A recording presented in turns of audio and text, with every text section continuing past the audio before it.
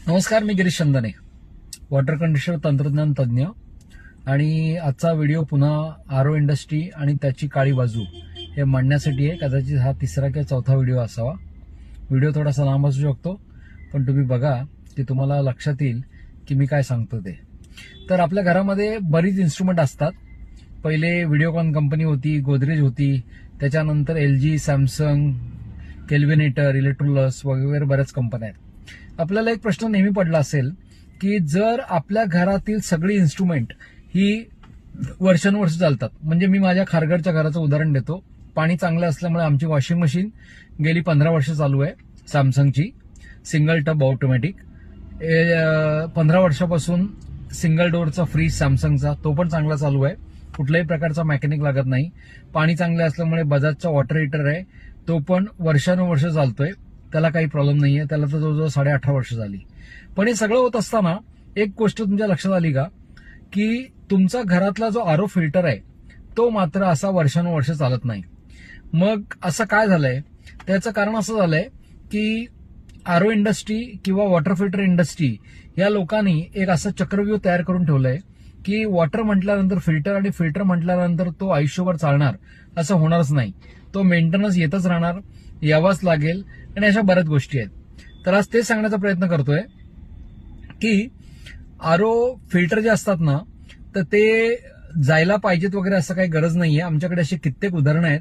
आता आमचा आरो water conditioner product इतकं जोरात चालू आहे की ज्याच्यामुळे लोकांचे आरो फिल्टर हे पूर्णपणे देखभाल मुक्त होत आहेत. त्याची 3-3, 4-4 वर्षाची उदाहरणं आहेत. आत्ताच एक उदाहरण फार लवकर आलेलं आहे, ते म्हणजे श्री प्रकाश तंबक जोशी, हे संगमनेरला राहतात. तर त्यांनी आमचं आरो वॉटर कंडिशनर घेतलं आणि ते घेण्यापूर्वी आम्ही त्यांना सांगितलं की तुम्ही एक काम करा, की तुम्ही एक टेस्ट करा की पहिलं तुमचं पाणी किती लिटर येतं हे तुम्ही बघा, आणि त्याच्यानंतर मग आरो वॉटर कंडिशनर लावा. ते मागे डॉक्टर बजाज लहान मुलांचे सर्जन आहेत संभाजीनगरला, त्यांनी पण एक केलं होतं. मग त्यांनी सांगितलं की 1.5 लिटर पाणी आम्हाला एका तासाला मिळत होतं. 1.5 लिटर ते 2.25 लिटर, आपण 2 लिटर पकडूया, आणि त्याबरोबर 25 लिटर पाणी हे वाया जात होतं. म्हणजे 2 लिटर पाणी मिळवण्यासाठी 25 लिटर पाणी वाया जात होतं. त्याच्यानंतर आरो वॉटर कंडिशनर वापरलं, दिवस त्याच्यात इम्प्रूव्हमेंट व्हायला लागली. काही वेगळं चेंज न करता ऑटोमॅटिकली असं झालं की तुमचा जो आरो फिल्टर आहे त्या आरो फिल्टरचा मेंटेनन्स तर शून्य झालाच, पण महत्वाचं म्हणजे जो मेम्ब्रेन 1.5 लिटर पाणी देत होता, 1.5-2 लिटर पाणी देत होता, तो आता दर तासाला, कालच त्यांनी मोजणी केली तर त्यांनी सांगितलं की बरोबर 9.5 लिटर तो पाणी देतो, आणि 9.5 लिटरला आमचं 17 ते 18 लिटर पाणी वेस्ट जातं. म्हणजे जे 25 लिटर वेस्ट जायचं ते आता 17 लिटरवर आलं, आणि जे पाणी 1.5 लिटर मिळायचं ते आता 9.5 लिटरवर आलं. तर हे कशामुळे झालं? त्याचं कारण असं आहे की आरो मध्ये असे बरेचसे पार्ट आहेत की ज्याच्यामध्ये स्केलिंग येतं, आणि ते स्केलिंग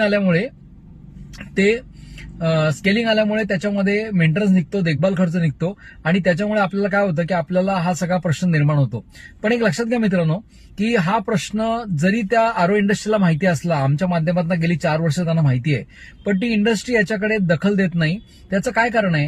याचं कारण एकच आहे की या इंडस्ट्रीला अशी वर्षभर टिकणारी प्रोडक्ट कधी आवडत नाहीत. त्याचं एक सोपं उदाहरण देतो, त्यावरनं तुम्हाला लक्षात येईल. मुंबईमध्ये आरो फिल्टरची काही गरज नाही, त्याला साध्या कुठल्याही UV-UF फिल्टरची गरज आहे, अल्ट्राव्हायोलेट अल्ट्रा फिल्ट्रेशन, बरोबर आहे. आता हे सगळं करत असताना काय होतं की आपण असा विचार करा की त्याचा जो प्रे फिल्टर असतो, तो प्रे फिल्टर पण आपल्या इकडे मुंबईच्या पाण्यामध्ये, मुंबई पकडा, पुण्यामध्ये पकडा, पुण्यामध्ये ज्या लोकांना खडकवासला, पानशेत, टेमघरचं पाणी येतं, किंवा नगर सिटीमध्ये ज्यांना, अहिल्यानगरमध्ये ज्यांना मुळा धरणाचं पाणी येतं, तर त्या पाण्याची क्वालिटी एवढी चांगली आहे की त्याच्यामध्ये फक्त जास्तीत जास्त तुमच्या बिल्डिंगमधल्या टाकीतला माती, कचरा वगैरे असू शकतो. मग त्याच्यासाठी अल्ट्रा फिल्ट्रेशन हॅलो फायबर नावाचा एक आयटम येतो की ज्याच्यामध्ये PVDFचे धागे असतात. मी स्वतः माझ्या मुलाच्या मदतीने एक व्हिडिओ बनवला होता, तो 15 लाख लोकांनी बघितला होता, आणि त्यातनं आम्ही सिद्ध केलं होतं की अशा पद्धतीचं प्रोडक्ट आहे मार्केटमध्ये, आणि ते 1150-1200 रुपयाला मिळतं. पण आरो इंडस्ट्री ते कधीही रेकमेंड करत नाही. मग याला काय कारण असेल? याला कारण एकच आहे की आरो इंडस्ट्री आणि त्यातल्या माणसांना कधीही आयुष्यभर चालणारी प्रोडक्ट आहेत ही कधी आवडत नाहीत. त्यांना अशीच प्रोडक्ट आवडतात की ज्याच्यामुळे त्यांना सतत पैसे मिळत राहतात. पण हे सगळं करताना आपण एक लक्षात घेत नाही की आरो फिल्टर ज्यावेळेला खराब होतो त्यावेळेला आता तर त्र्यंबक जोशी यांच्या म्हणण्याप्रमाणे प्रकाश त्र्यंबक जोशी यांच्या म्हणण्याप्रमाणे त्यांचं 1.5 लिटर पाणी जेव्हा त्यांना मिळत होतं त्यावेळी त्यांचं 18 लिटर पाणी वेस्ट जात होतं. म्हणजे विचार करा की किती पाण्याचा अपव्यय चालू होता त्याच्यामध्ये. आणि त्याच वेळेला आमच्याकडे अशा कित्येक जण आहेत की त्यांच्याकडे 1 लिटरला जे स्टँडर्ड प्रमाण आहे 1 लिटरला 1.5 लिटर वाया जातं ते अजिबात वाया जात नाही.